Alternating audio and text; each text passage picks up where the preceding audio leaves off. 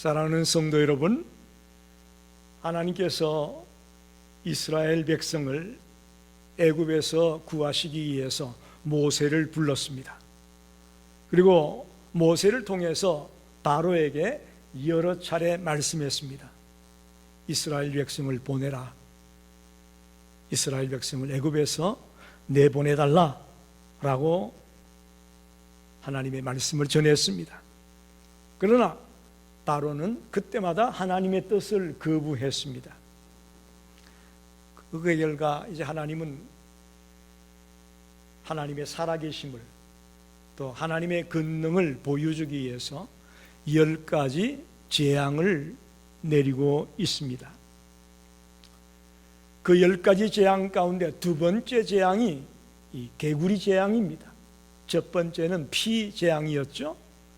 두 번째는 개구리 재앙입니다. 우리는 흔히 개구리를 유익한 동물로 생각합니다. 하지만 본문에서처럼 도무지 감당할 수 없는 그런 엄청난 때에 개구리 떼가 몰려오는 것은 이건 유익이 아니라 재앙입니다. 재앙입니다. 하나님의 경고의 메시지고 경고의 수단이 개구리떼로 사용되고 있음을 보게 됩니다. 오늘 저는 이 시간 개구리 재앙을 통해서 하나님의 뜻이 무엇이고 또 이 하나님의 뜻을 거절할 때에 심판이 있다는 것을 알게 되고 또 그럼에도 불구하고 끝까지 완악한 마음으로 강팍해 있는 바로를 생각하면서 주님의 음성을 듣고 또 교훈을 듣기 원합니다. 첫째는 하나님의 뜻을 생각해 보려고 합니다. 1절을 보게 되면 하나님이 다시 모세를 통해 말씀합니다. 모세에게 말씀합니다. 너는 바로에게 가서 그에게 이르라. 여호와께서 이같이 말씀하시기를 내 백성을 보내라. 그들이 나를 섬길 것이니라. 내 백성을 보내라. 그들이 나를 섬길 것이니라. 그렇게 바로에게 하나님의 뜻을 말하라고 명령합니다. 성경을 보게 되면 모세는 매 순간 또 매 시간마다 하나님의 뜻이 무엇인가 알려고 애썼던 인물임을 알 수가 있습니다. 그래서 하나님께 묻고 하나님께 또 묻고 계속 하나님 앞에 가르쳐달라고 묻고 있는 모세를 보게 됩니다. 그럴 때마다 하나님은 어떻게 말씀하느냐? 여호와께서 모세에게 이르시되, 말씀을 통해서 하나님은 모세에게 하나님의 뜻을 알려주는 걸 보게 됩니다. 여러분, 하나님의 권능이 나타나는 것은 아무에게나 나타나는 것이 아닙니다. 하나님의 뜻을 깨달을 만한 지혜를 갖고 있고 또 사모하는 자에게 하나님의 권능이 나타나고 하나님의 기적이 나타나는 것이지 아무에게나 시도 때도 없이 하나님의 권능이 나타나는 거 아닙니다. 하나님의 뜻을 알고 싶고 또 하나님의 역사를 체험하고 싶은 그런 사모하는 자, 또 그런 지혜를 갖고 있는 자에게 하나님은 기적을 베풀고 능력을 베푸는 것입니다. 그래서 우리는 이 땅을 살아가면서 가장 필요한 게 뭐냐? 하나님의 뜻을 발견할 수 있는 지혜가 필요합니다. 그게 우리 일생의 소원이라면 소원이고 목표라면 목표입니다. 우리가 일평생 뭘 하며 살아갈 거냐? 하나님의 뜻을 좀 알고 싶다. 그게 목사인 저도 그렇고 여러분도 그렇고 80을 살든 90을 살든 100세를 살든 하나님의 뜻이 뭐냐? 나에게 하나님이 뭘 원하시냐? 그걸 좀 발견하고 그대로 좀 살았으면 좋겠다 라는 게 저의 마음이고 여러분의 마음일 줄 믿습니다. 주기도문에 보게 되면 뜻이 하늘에서 이루어진 것 같이 땅에서도 이루어지이다 그렇게 말하죠. 주님이 우리에게 가르쳐준 기도거든요. 뜻이 하늘에서 이루어진 것처럼 땅에서도 이루어지기 원합니다. 예수님도 우리에게 하나님의 뜻을 구하라고 가르쳐 주신 거예요. 솔로몬이 1000번제를 드렸죠. 그랬더니 하나님께서 나타나셔서 내가 너에게 뭘 줄꼬? 그랬어요. 그때 솔로몬은 뭘 달라고 합니까? 명예도 아니고 부도 아니고 장수도 아니고 지혜를 달라고 요청하지 않습니까?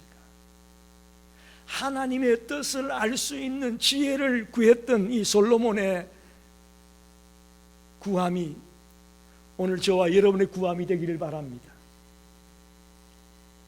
오늘 그런데 사실 이 땅에 많은 사람들을 보게 되면 명예나 재물이나 권력이나 장수하는 걸 구하죠. 지혜 구하는 것 별로 찾아보기 어렵습니다. 그렇게 볼 때 솔로몬은 참 그런 면에서 우리보다 훨씬 뛰어난 사람이다라고 보고 싶어요. 하나님의 뜻을 알 수 있는 지혜를 구했습니다. 사도 바울은 로마서 12장 2절에 이렇게 말합니다. 너희는 이 세대를 본받지 말고 오직 마음을 새롭게 함으로 변화를 받아 하나님의 선하시고 기뻐하시고 온전한 뜻이 무엇인지 분별하라. 할렐루야. 이 세대를 본받지 말고 이 세상이 추구하는 것 같은 거 추구하지 말고 하나님의 기뻐하고 선하시고 온전하신 뜻이 무엇인지를 분별하라. 하나님의 뜻을 구하라고 사도 바울도 우리에게 권면했습니다.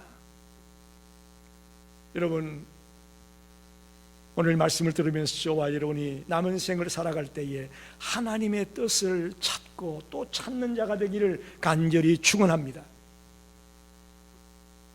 하나님은 바로에게 분명하게 당신의 뜻을 밝혀주고 있습니다. 내 백성을 보내라.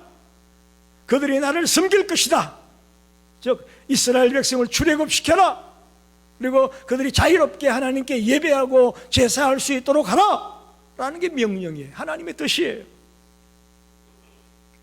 이 뜻은 과거 출애굽 사건을 통한 이스라엘 백성들에게 주는 메시지가 아닙니다. 오늘 이 시대를 살고 있는 우리들에게도 주는 메시지입니다.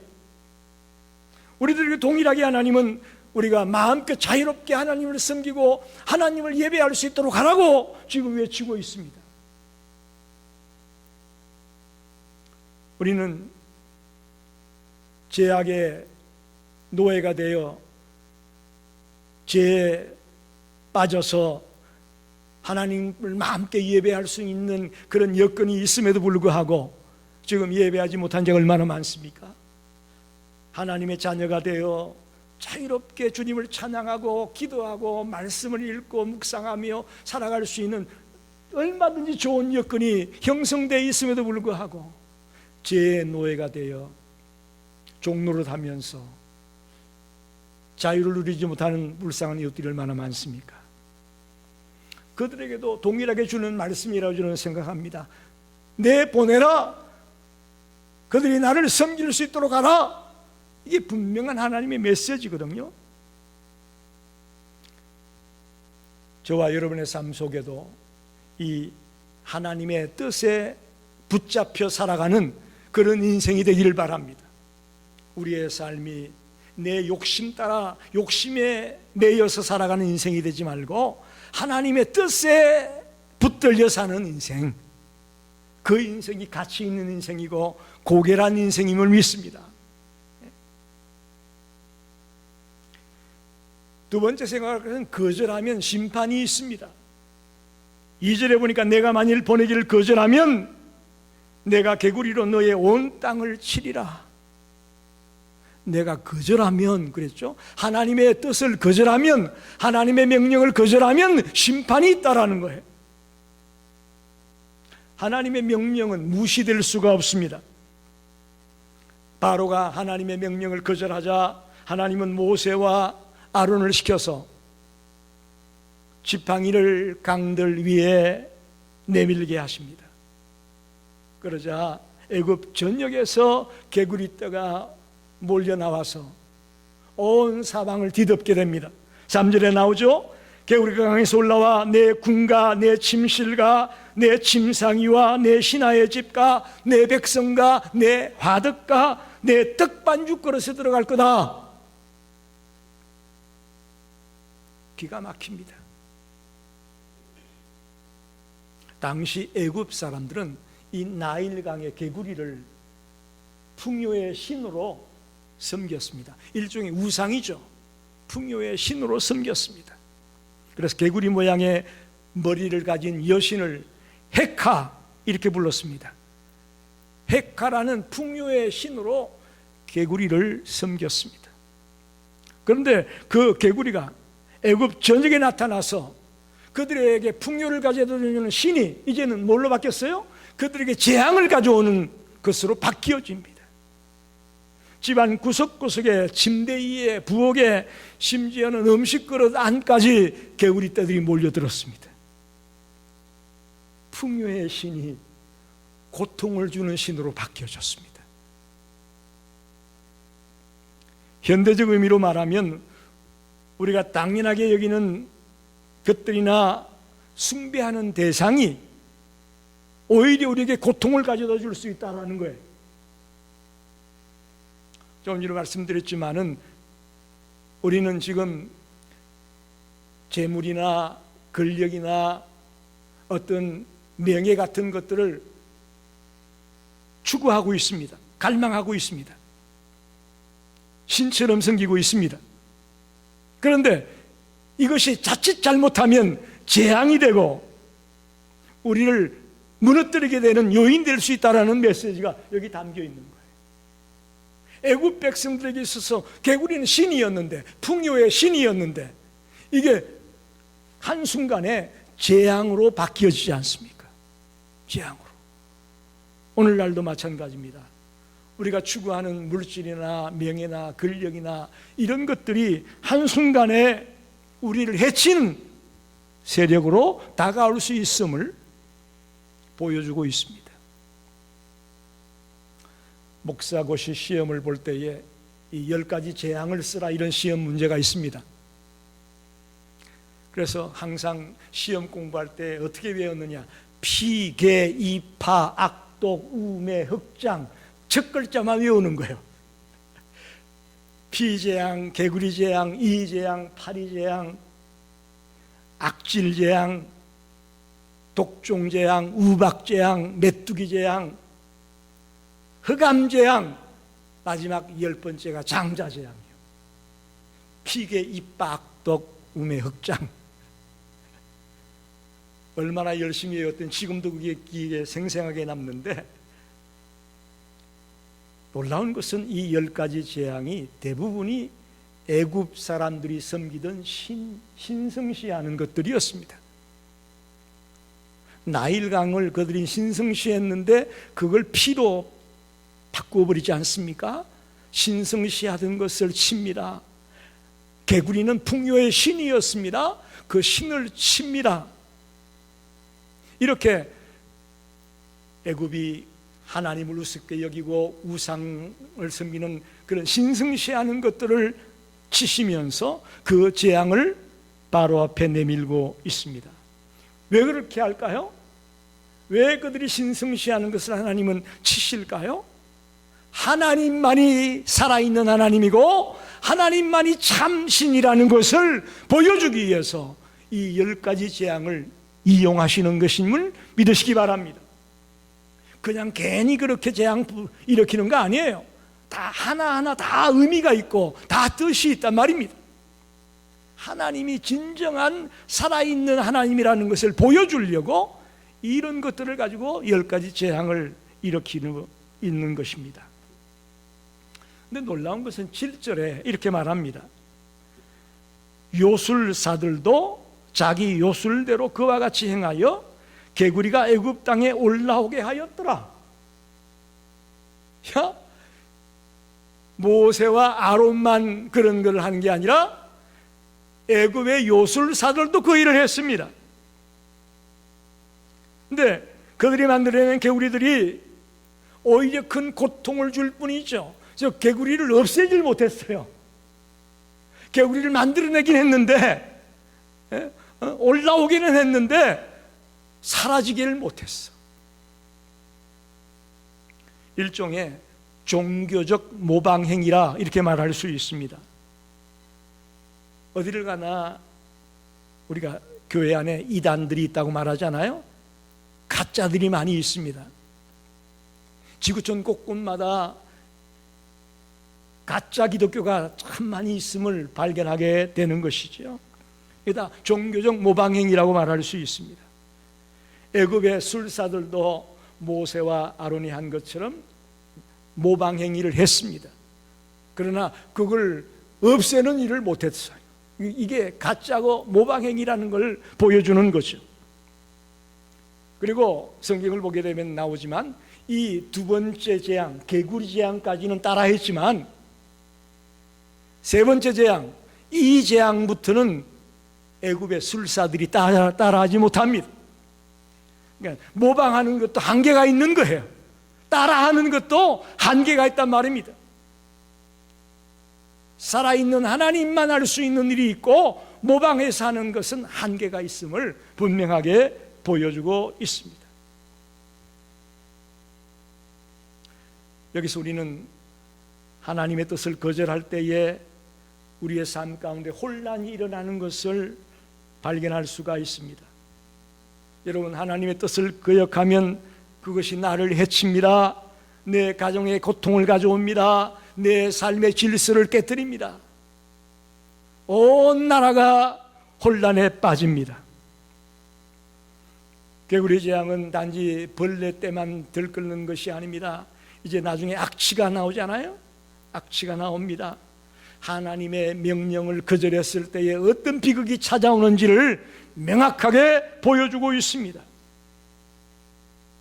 사랑하는 성도 여러분, 우리가 하나님의 명령을 거절하고 하나님의 뜻을 거절할 때에 이런 혼란이 찾아오고 이런 심판이 찾아오고 있는 것을 성경은 분명히 말하고 있습니다. 만약에 지금 내가 하나님의 뜻을 거절하고 있다면, 하나님의 말씀에 순종하지 못하고 있다면 즉시 회개하고 돌아올 수 있기를 바랍니다. 그것이 우리가 사는 길입니다. 가만히 있어도 별일 없더라. No. 하나님 그냥 가만히 있는 분 아닙니다. 내가 범죄해도 별일 없더라. No, 그렇지 않습니다. 하나님은 일일이 지켜보고 있고 기억하고 있고 관찰하고 있습니다. 그래서 만약 우리가 하나님의 뜻을 거역했고 하나님의 말씀을 거절했다면 회개하고 돌아와서 주님 앞에 무릎 꿇는 그 일이 우리에게 꼭 있어야 될 것을 믿습니다. 그것이 우리가 사는 길입니다. 마지막으로 바로의 강팍함을 생각해 보고 싶습니다. 개구리 재앙이 이제 심해지게 되자 바로는 모세와 아론을 불러가지고 나를 위해 기도해달라고 요청을 합니다. 8절에 8장 8절을 보게 되면 바로가 모세와 아론을 불러 이르되 여호와께 구하여 나와 내 백성에게서 개구리를 떠나게 하라. 내가 이 백성을 보내리니 그들이 여호와께 제사를 드릴 것이니라. 나를 좀 위해서 기도해달라. 내가 이 백성 보내겠다 라고 회개하는 듯한 말을 합니다. 그런데 놀라운 사실은 이 재앙이 그치자마자 바로의 마음이 옛 마음으로 돌아간다는 거예요. 위기가 닥치고 죽게 생겼으니까 하나님 찾다가 좀 해결되고 편안해지니까 또다시 옛날로 돌아가 버리는, 이게 강팍이에요. 이게 바로의 마음이 강팍했다고 말하잖아요. 우리 인간들의 마음이 이렇습니다. 15절을 보게 되면 그러나 바로가 숨을 쉴 수 있게 됨을 보았을 때에, 숨을 쉴 만큼 되었을 때에, 좀 정신을 차릴 수 있게 되었을 때에 그런 말이에요. 그의 마음을 완강하게 하여 그들의 말을 듣지 아니하였으니 여호와께서 말씀하신 것과 같더라. 하나님이 모세에게 그랬잖아요. 바로의 마음이 강팍해가지고 웬만해서는 안 보낼 거야. 수차례 말씀한 것처럼 똑같이 바로가 그렇게 했다는 거예요. 사람의 마음이 쉽게 변하지 않음을 알 수가 있습니다. 바로의 마음에는 견고한 요새가 있었다고 말할 수 있습니다. 대재앙 앞에서, 개구리떼 앞에서 회개한 것처럼 보여졌지만 아닙니다. 그의 마음은 변하지 않았습니다. 숨을 쉴 수 있게 되자, 조금 편안해지자 곧바로 옛 마음으로 돌아가 버리는 바로를 보게 됩니다. 언제 그랬더냐 싶이 또 옛날로 돌아가 버렸어요. 여러분, 우리는 어떻습니까? 우리는 안 그런가요? 우리도 참 그럴 때가 많습니다. 앞이 캄캄하고 도저히 내 힘으로 감당할 수 없는 일을 만났을 때는 하나님 앞에 엎드려 살려달라고 해글복걸하고 통곡하고 매달리는데, 그 문제가 잠잠해지고 해결이 되고 나면 언제 그랬더냐 하고 내 마음이 옛날로 돌아가 버리는 경험을 한두 번 한 게 아닙니다. 여러분, 이게 강팍한 마음입니다. 저와 여러분이 우리에게도 이런 마음이 있다는 것을 기억하십시오. 바로만 그런 게 아니에요. 에이, 바로 이거 못됐네 그렇게 생각하지 마십시오. 내가 바로 그래. 내 마음이 강팍해가지고 좀처럼 바뀌질 않습니다. 그래서 예수 믿은 지 30년, 40년 되어도 하나도 안 변하는 사람들이 있음을 보게 되지 않습니까?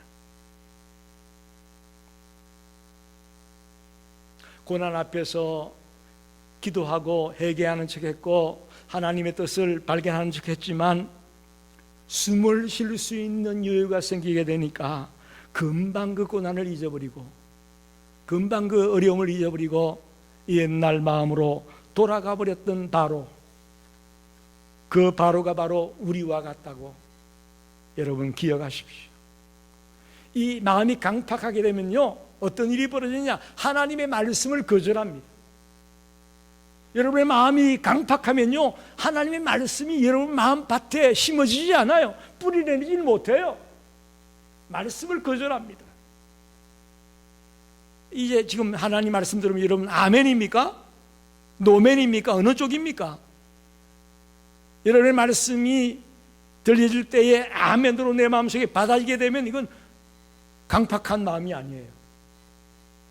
말씀을 받아들이고 있다는 것은, 그러나 튕겨나간다 그러죠. 말씀이 자꾸 튕겨나가. 하나님의 말씀이 내 마음에 들어오지는 못하고 자꾸 튕겨나간다. 이 마음이 강팍했다는 증거입니다. 또 마음이 강팍한 사람은 자꾸 타협하는 걸 좋아합니다. 타협을 좋아합니다. 여러분, 다른 것에는 타협을 할 수 있을지 모르겠지만 하나님의 말씀에는 타협이 없습니다. 아멘입니까? 때론 타협하고 양보하는 일들이 세상 일에 있을 수 있을지 모르겠지만 하나님의 말씀 앞에서는 절대로 타협이 없습니다. 그게 우리 성도들의 마음 자세가 되기를 꼭 부탁합니다. 또 하나, 강팍한 마음의 사람들은 내일로 자꾸 미룹니다. 내일로 미뤄요.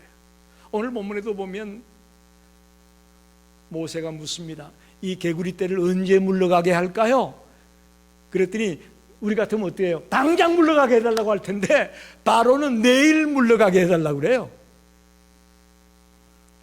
이게 뭐냐면 애굽의 술객들이 한 것처럼 판단하여 시간을 두고 좀 살펴보겠다 그런 거예요.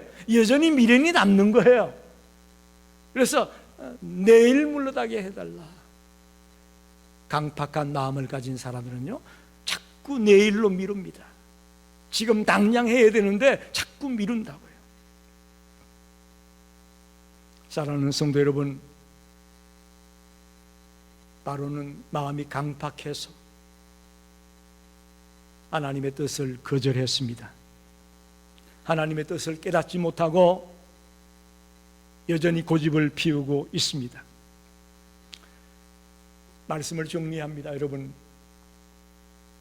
애굽산이 개구리를 뭘로 섬겼다고요? 풍요의 신으로, 다산의 신으로 신격화해서 섬겼습니다. 그런데 그들의 신이 갑자기 재앙으로 다가오잖아요. 어마어마한 개미떼가 몰려오게 되면, 개구리떼가 몰려오게 되면서 재앙으로 덮치는 것을 보게 됩니다. 즉 우리가 믿고 숭배하는 어떤 명예나 권력이나 재물 같은 이런 것들이 한순간에 재앙으로 바뀔 수 있다는 거예요. 재앙으로. 개구리가 하나님의 손에 달려 있듯이 내가 추구하고 숭배하는 그것들이 하나님의 손에 달려 있어야 된다는 것을 기억하시기 바랍니다. 또한 하나님은 오늘 우리에게도 그분의 뜻에 순종하라고 말씀하는데, 바로처럼 강팍해서 거절하는 자가 되지 말고 적극적으로 순종할 수 있는 자가 되길 바랍니다. 그것이 우리가 사는 길입니다. 거절하면 심판이 있고 재앙이 우리에게 다가옴을 보여주고 있습니다. 오늘 본문의 마지막에 여호와께서 말씀하신 것과 같더라, 이 말을 기억하세요. 하나님의 말씀에 달려 있다는 것입니다. 저와 여러분이 매일매일 하나님 말씀을 묵상하고 그 말씀으로 들려주는 하나님의 음성에 귀를 기울이고 하나님의 뜻에 귀를 기울이는 성도가 되길 바랍니다. 그것이 우리가 사는 길입니다. 여호와의 말씀과 같더라. 말씀을 꼭 붙들기 바랍니다. 말씀을 밧줄로 그냥 꽁꽁 붙들어 매듯이 동여매는 저와 여러분 되길 바랍니다. 그것만이 우리가 사는 길이고 우리가 회복되는 길임을 성경은 보여주고 있습니다. 여러분, 바로의 마음이 강팍했습니다. 저와 여러분의 마음도 강팍합니다. 이 강팍한 마음 누가 녹여줄 수 있나요? 성령님이 녹여줄 수 있습니다. 성령님만이 우리의 마음을 부드럽게 해줄 수 있습니다. 그리고 그럴 때에 하나님의 뜻 앞에 예스, 아멘 이라고 말할 수 있습니다. 마음이 강팍하지 아니하고 부드러워질 때에 예스가 가능하고 아멘이 가능한 것입니다. 오늘부터 저와 여러분이 하나님의 뜻 앞에 아멘이라고 고백하는 성도가 되기를 간절히 축원합니다. 기도하겠습니다.